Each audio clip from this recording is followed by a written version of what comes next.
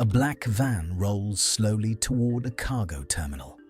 Its headlights cut through the dark, briefly illuminating a building that, for the next few minutes, will hold millions in cash. Inside the van, no one speaks. They don't need to. Every second of this has already been planned. Every movement rehearsed. Every risk considered. Large amounts of money are sitting inside that terminal, unprotected, unmoved, temporary. It's a window. And tonight, they're stepping through it. For a moment, everything goes exactly as planned. But the story of the Lufthansa heist isn't just about how it succeeds. It's about what happens after. In the weeks that follow, something unusual begins to happen. People connected, directly or indirectly, to the robbery start disappearing. Some are later found under unclear circumstances. Others are simply no longer around. Not all of these cases are officially linked, but over time, investigators and those familiar with the world behind the crime begin to notice a pattern.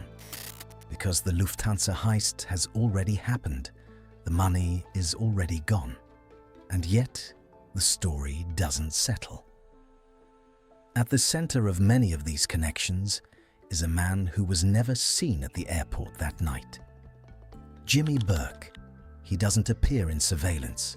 He isn't arrested at the scene. But according to later testimony and investigations, he is widely believed to have played a central role in organizing the operation. Months earlier, there is no heist, no crew, no plan, just information.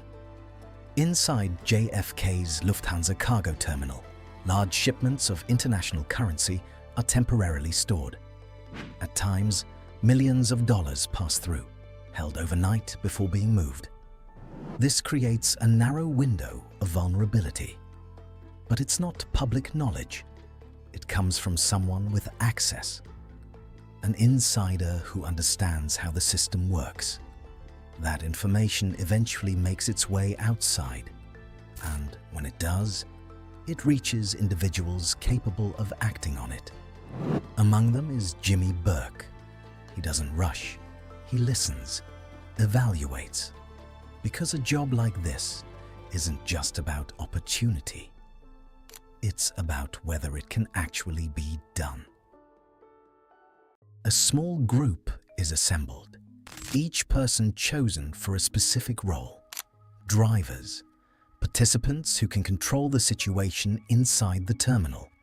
People who understand how to follow a plan without deviation. Among those connected to the broader operation is Henry Hill.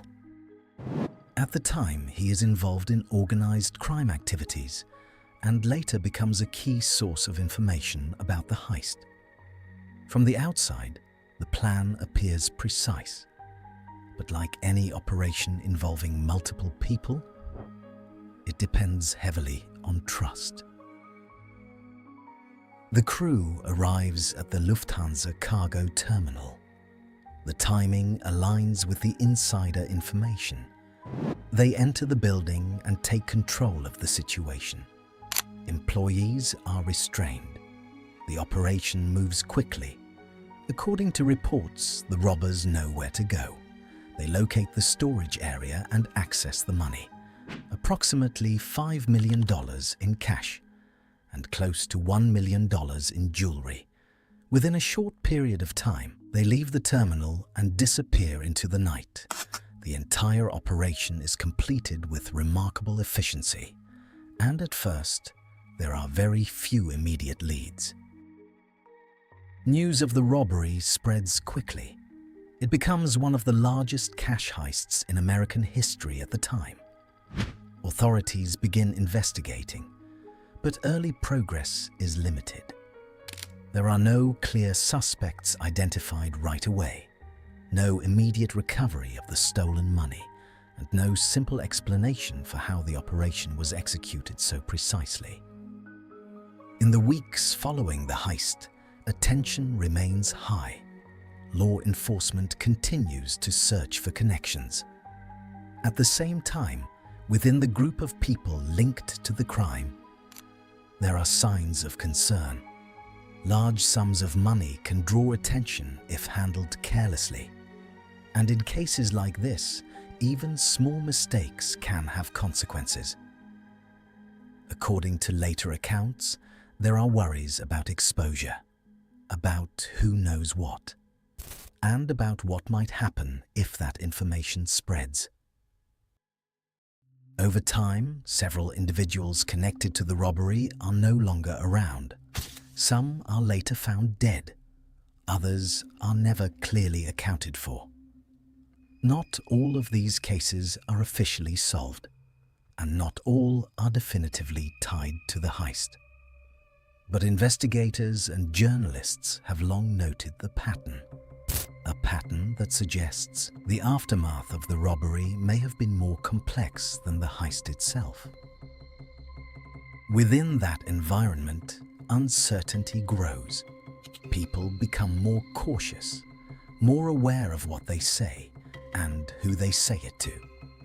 Because in situations involving large-scale crimes, information can be as dangerous as evidence, and the more people who have it, the harder it is to control. For Henry Hill, the situation changes over time. What begins as involvement in a major operation becomes something more unstable. In later testimony, he describes the increasing tension surrounding the heist, the sense that things were shifting, that the risks weren't limited to law enforcement. Eventually, Hill becomes an informant, providing insight into the structure of organized crime and the events surrounding the robbery. Jimmy Burke is never convicted specifically for the Lufthansa heist. However, investigators and informants later identify him as a central figure behind it. His role, as described in testimony, involves planning and coordination. But much of what is believed about the internal decisions after the heist remains based on accounts that cannot be fully verified in every detail. What is clear is this: the heist drew significant attention, and those connected to it faced increasing pressure. Authorities continue building the case over time, piece by piece, using witness statements, informants, and patterns of activity. But the nature of the crime and the people involved makes it difficult to reconstruct everything completely. Much of what is known comes from later cooperation, and even then, some details remain uncertain. Most of the stolen money is never recovered.